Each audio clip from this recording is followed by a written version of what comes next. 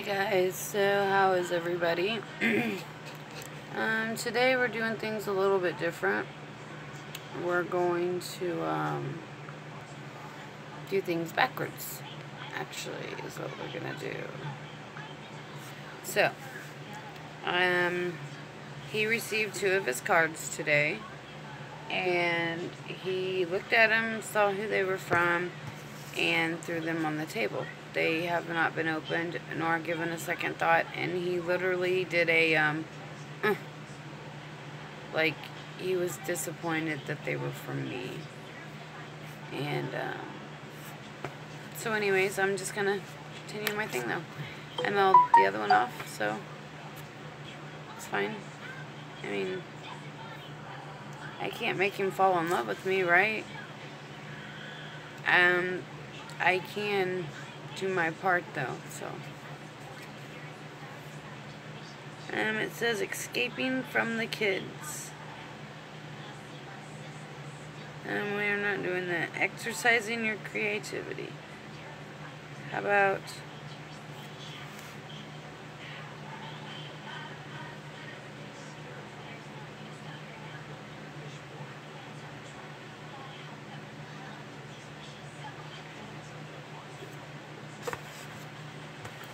well, if he wants to escape from the kids,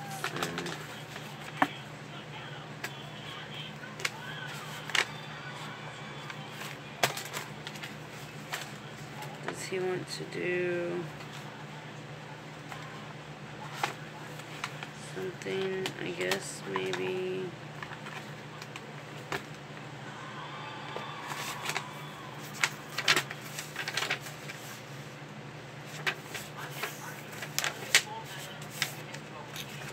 I guess I can ask him, right? That would be our next thing. Escaping from the kids is the next list. I saw, yeah, I know, I'm pretty boring, sorry, whatever. Today I'm kind of down because he didn't look at the cards. Then he got mad because I got stuff, and we're still on page 1, guys. We're never going to make it through this, like literally never. And that just really hurt my feelings. That made me feel like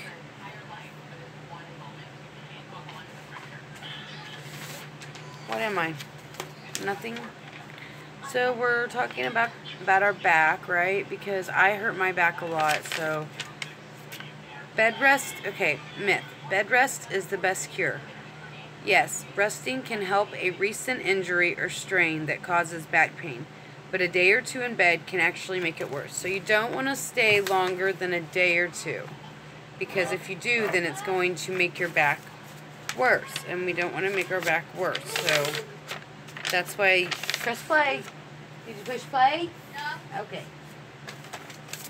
And that is why we don't want to stay in bed that long. I try to, a day, if it's really bad, then I gotta stay longer, but for the most part, that's about the extent of it. So, today we're going to read in our little spa moment book, Cocooned in Love. Neither fear them nor fear their words. Neither fear their words nor be dismayed at their presence. Ezekiel 2:6.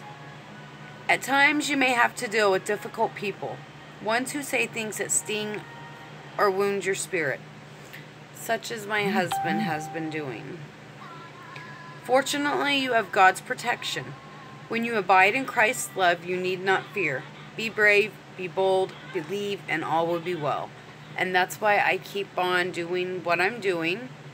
I got so many presents wrapped today. We took them to Jesus Was Homeless. That's where Jason was supposed to have been taking them, him and Liliana, to donate. I'm super excited. We had an angel that was absolute blessing that has given so many kids. Like, she doesn't even know how many. I'm sure she does. But she doesn't even know how many kids she has, even adults. She will have put a smile on their face. It will be absolutely, I can't wait. So, I'm excited to hear about it. Maybe I don't know. Maybe it might be in the newspaper. Who knows? We'll see. Give me courage, Lord. Excuse me. Oh, encase me in your cocoon of love. So it says our activity is pray for someone who has wounded you with his or her words. Do so until you feel the peace of God transform your heart from bitter to benevolent. That's amazing grace. So I do pray for this person. Of course I do. It's my husband. Even with the way his family treats me, I still did for them for Christmas. I baked them all cookies and put them in cute little tins because I didn't think he would see them around Christmas. So it was like Thanksgiving. I did all that out of the goodness of my heart. I just gave him a bunch of nice clothes that were given to me and that I didn't have to out of the goodness of my heart so they could have some nice clothes, you know, for work and stuff like that. I don't quite understand. I'm not asking for a praise. Like, I don't want him to get on his knees and be like, oh, thank you, because I don't like his mom or his family. I'm just a kind of person. And, he doesn't see any of that. He just keeps giving me... Everything about me is wrong. Everything I say is wrong. Everything I do is wrong. Everything I breathe and it's wrong. It's like the air I breathed was fucking not my air. So anyways, the couple's devotional that I do by myself, right? How fun. Children need something they can do well. Do you see a man skilled in his work? He will serve before kings. He will not serve before obscure men. Proverbs 22:29. When their daughter turned 6, they enrolled her in piano lessons. She couldn't concentrate. I would love for my daughter to be able to go to piano lessons, but I can't afford them.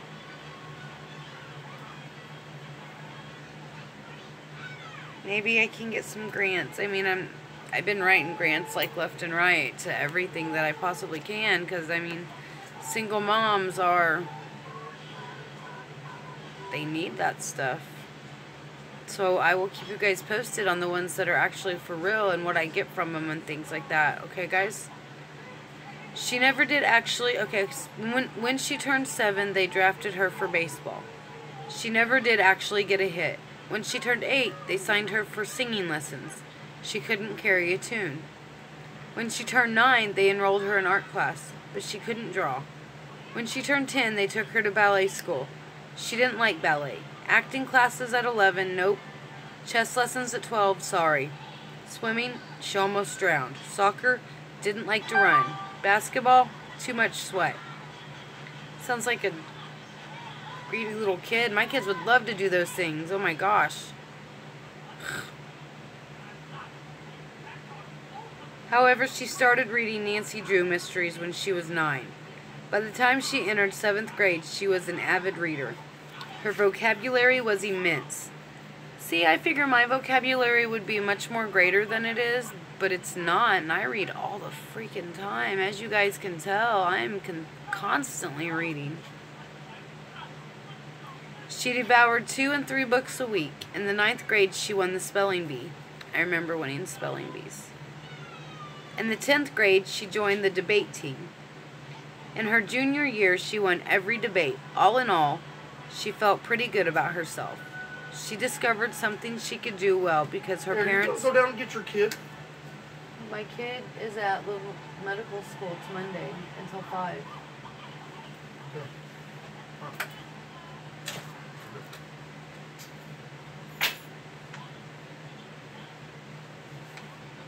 Sorry about that, guys. She discovered something she could do well because her parents persevered in helping her uncover her natural talents, abilities, and interest. That's what I try to do with my children. I try to encourage them to do... I try to encourage them to do the things that they enjoy, because that's going to make it more easier for them to catch on to something. So I do push them to do volunteer work though, however, because I believe that's a big thing. They should do community work. That is just something they need to be doing. It is unfortunate. Researchers tell us that the single most critical factor in self-esteem for children is physical appearance. Should it surprise us that in culture obsessed with beauty, sex, money, and clothes, that our kids would be concerned about appearance? Good thing that's mostly what we donated was clothes this year.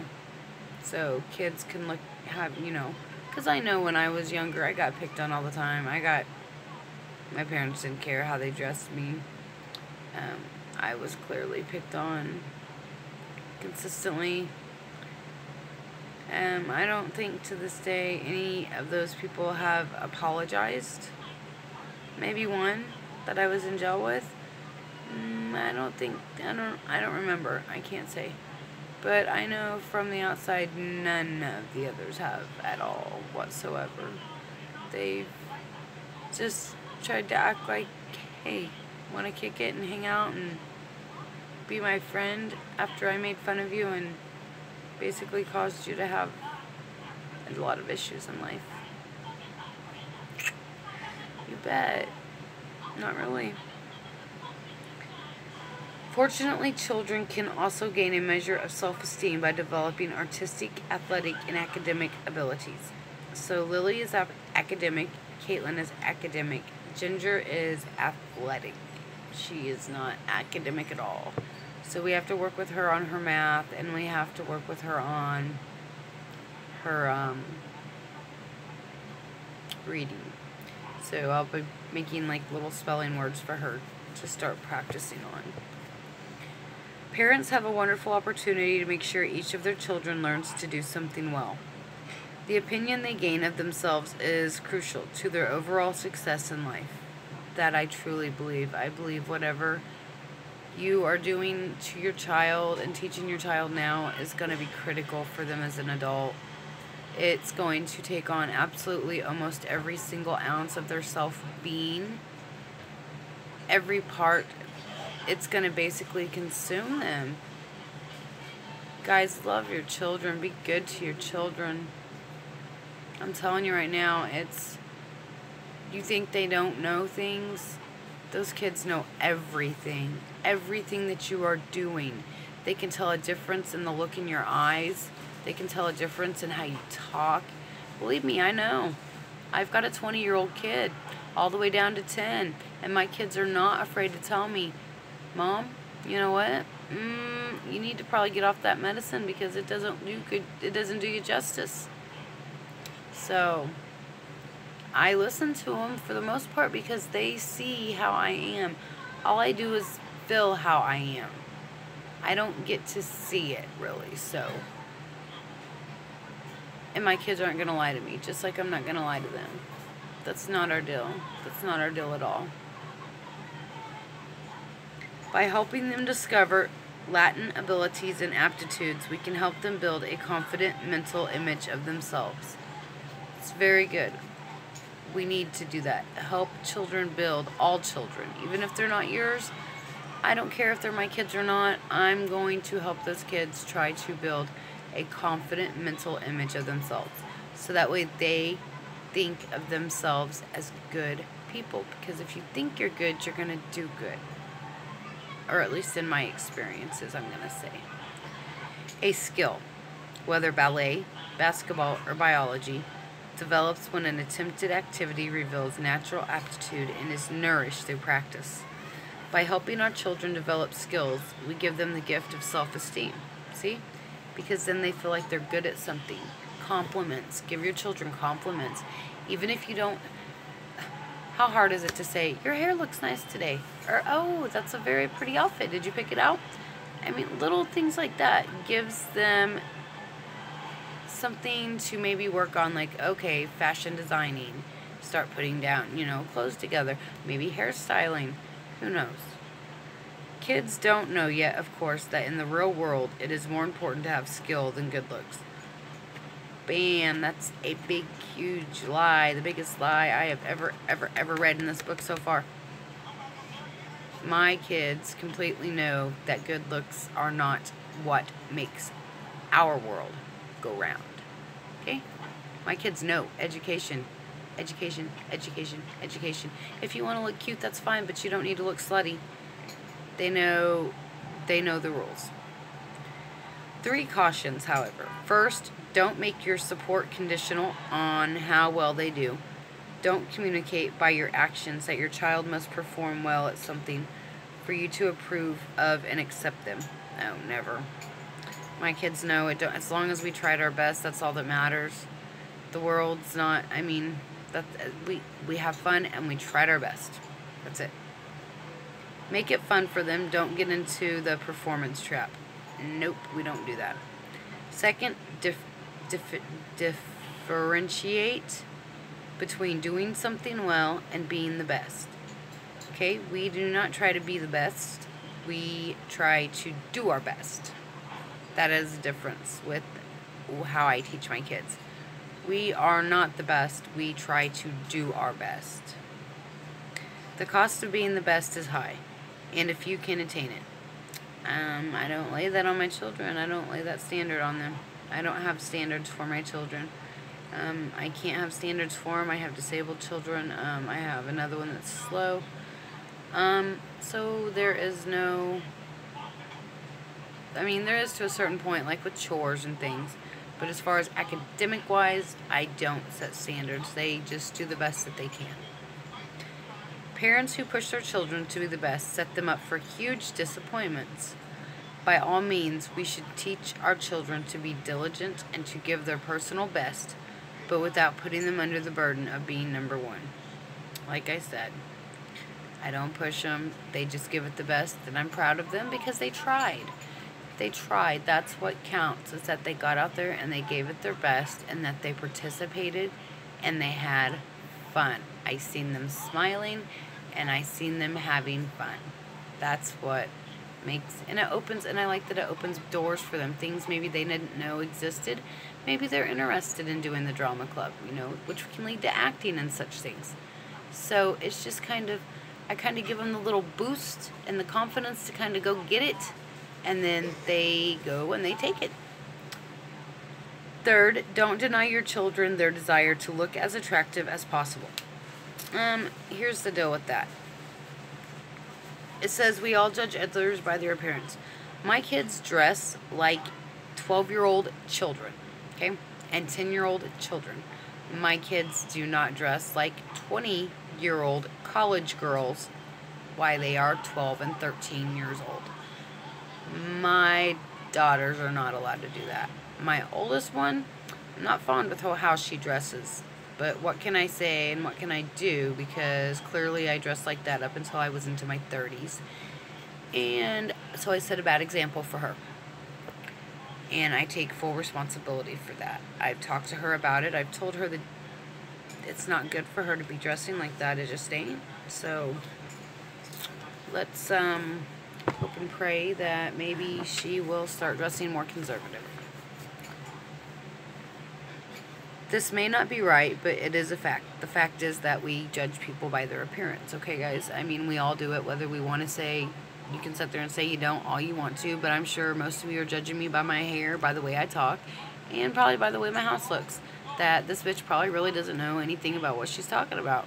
She's probably got a fake-ass marriage. She's probably got a fake-ass bunch of kids. But you know what? Whatever. Clothes, shoes, and hairstyles carry great weight with their peers. We teach our children that stuff. Let me rephrase that. I teach my children that stuff does not matter. Okay? It matters what's in here. It matters that my daughter just took a bunch of stuff that I wrapped and worked really hard on putting together today and went and donated for people that are in need. That right there is what counts. Does it matter what she wore today? I don't think it does. Does it matter what I wore today as I did all that hard work? I don't think it really does. So there you go, people. With modesty and within budget, help your children by letting them enhance their physical appearance to the maximum. I buy my kids clothes. They pick their clothes out. They don't pick their clothes out from the store. I pick their clothes out, and then they put together outfits out of what I pick out, because money's tight and they can't just be buying whatever they want. We shop at thrift stores and yard sales, and people give us stuff, okay? We are poor, broke ass people. That's just the reality. We live in a broke ass town, and I'm telling you, I am straight up trailer trash. So we are poor and we are broke. My kids accept it. When I do shop at the thrift stores and things like that, I do buy them the name brand stuff. So that way, I mean, they're still, and I buy them brand new shoes. I buy them Nikes and stuff like that. Like, that's, you know, we do that thing. But, no, I'm not consistently going to go out and just buy clothes for my kids like that. People are crazy, but you can do it all you want, and then you can sell it to me for, like, super cheap on Facebook, and I don't really care. Like, that would be great, and that would be awesome.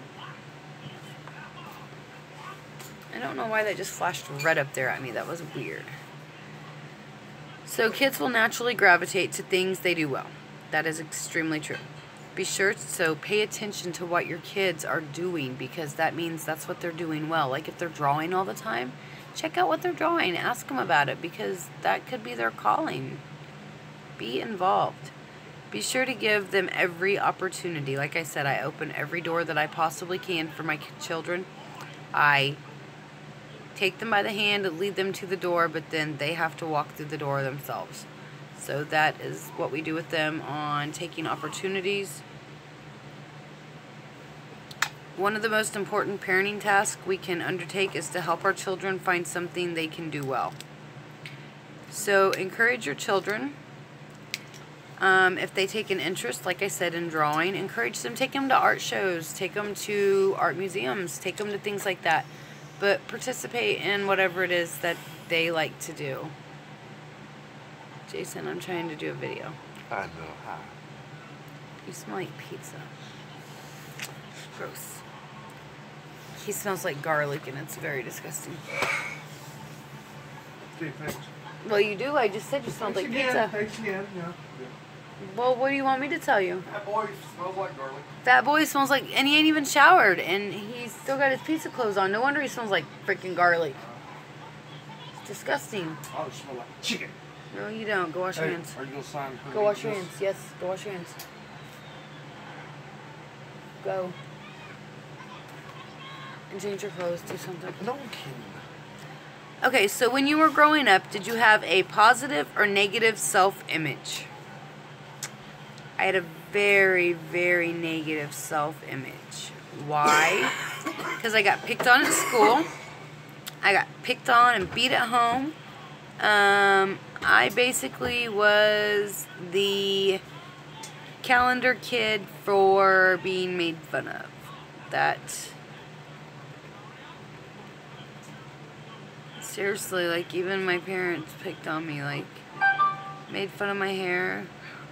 Thanks, you guys gave that to me. But, anyways, that was it. Did your parents help you do something well? No. I was lucky that I got fed. Question, you going to get the kids? When it's time. Okay.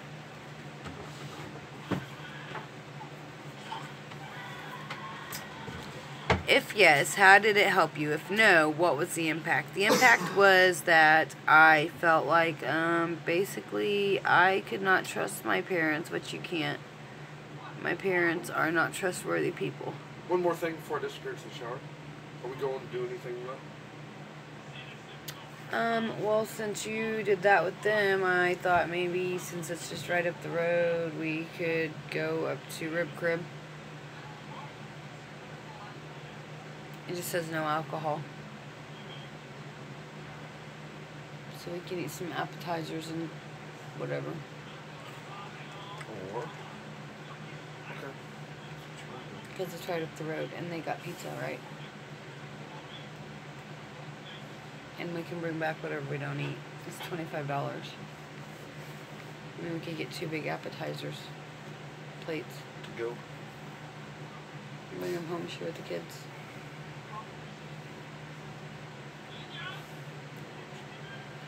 Alright. From your answers to the discussion questions, you can see how important it is for each of your children to do something well. We're going to do that after we go and get Ginger? Or are you going to do it after we go and get Ginger? After I get Ginger, Jason. Can I lay down? You're taking a shower, Jason. Yes, I know that. Yeah. Can I do my video? Do y'all see what I go through? Every day it's like this. I gotta love it.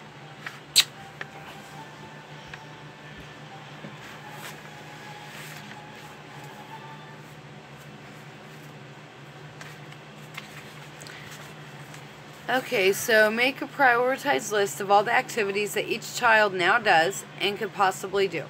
Like, I have my kids keep a list of things that they want to try. So that way, because they've tried a couple of sports and they've not liked them or they've gotten hurt, so it doesn't work well for them. Which of these current activities do they do well? Let's see. I think Lily does much better in track because there's no physical contact for her to get hurt with and break her bones. Ginger, I haven't really seen her do a whole lot of sports. She's only did one thing so far, so... She tried martial arts and quit. Okay, we're talking about where she actually played. So we gotta get her into more sports to see what she's better at. I think she'll be good at basketball, and I would say she's probably gonna be good at like softball. Make a plan to expose each child to a wide variety of opportunities. Like I said, I'm already on that, and anybody that knows me knows I'm already on it. Be on the lookout for things they seem interested in and are naturally suited to do well. So here's a prayer for this. Dear God, you have blessed us with wonderful children. We know that our future depends in no small measure upon our faithfulness to help them discover who they are and what they can do. Help us to expose each child to enough opportunities so that he or she can find something to do well. Amen. I'm very sorry about Jason jumping in like that. I don't like that he does that. That I think is very rude. Very disrespectful. Especially when I'm trying to do my videos, so. But you know what? What's my motto? What do I always say?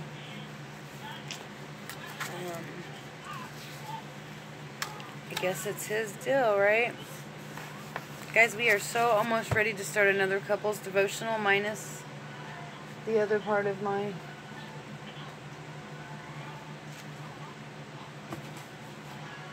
the other part of me. Okay, so our uplifting spirits, I'm going to read to you guys. And it says...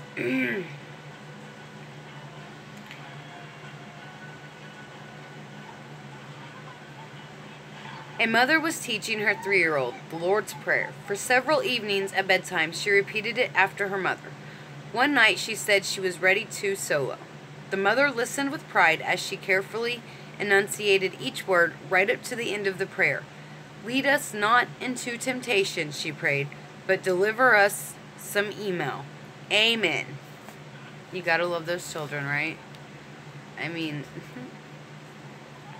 they are so cute and so funny. So cute and so funny. Okay, so in our little book here on goals, it says, is there an area of your life you... Okay, I already did that. So it says, have you ever felt that no matter what you do, you'll get pain?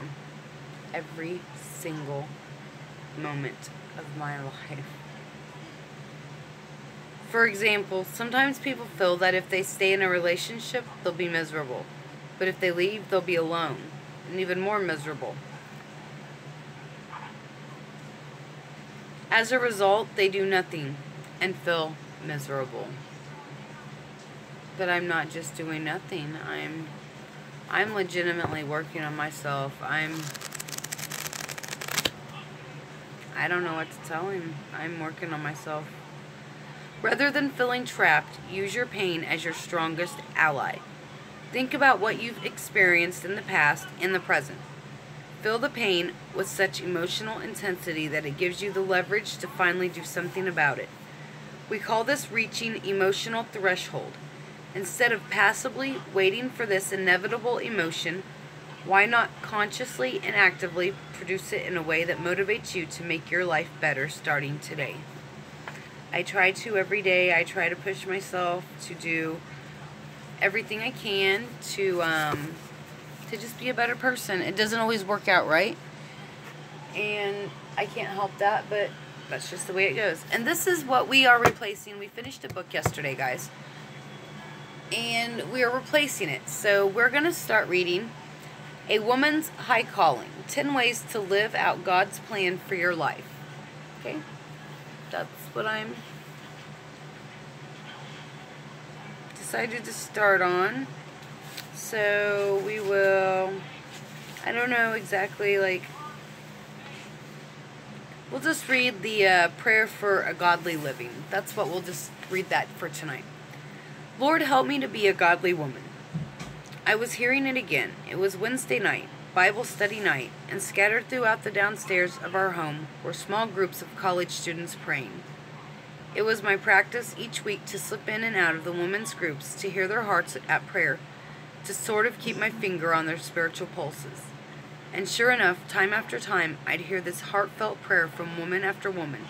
Lord, help me to be a godly woman. And always, upon hearing those young women's plea, my mind would wander back to my own heartfelt prayers and impassioned pleas to God over the decades as I, too, had prayed, Lord, help me to be a godly woman. I had prayed these words often, daily, and still do. My heart yearns to approach this high calling every day. It's not time. No, What time is it's 15 minutes till. it? Okay. She can start at 5. Yeah, Jason, I know when to go get her. I'm so sorry about that. That's so embarrassing.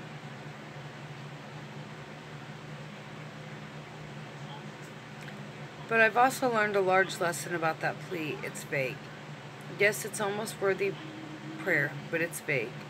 Therefore, over the years, I've begun not only to pray to be a godly woman, but also to ask, what does a godly woman do? How does she act? What is it about her that marks her out as a godly woman? With these questions to direct me, I set out several decades ago to find out what God desires from and for me. And that, dear reader, is what this book is all about. It's about what I call the pink passages in the Bible, which spell out God's high calling for us as His women. You see, I try to always read my Bible with a pink marker in hand. Then when I hit a passage that has to do with women, the women of the Bible, the role of women in the Bible, the qualities and behaviors that God mentions regarding women, I highlight it. They teach us about God's high calling and invite us to seek it and pursue it. This book is about 10 such qualities, all found in Titus 2:3-5. A better understanding of these magnificent traits will help you develop a good set of worthwhile lifetime goals and move toward fulfilling a lifelong dream of becoming God's kind of woman. Enjoy. And now I get to go get my child and eat lots of greasy food from Rib Crib.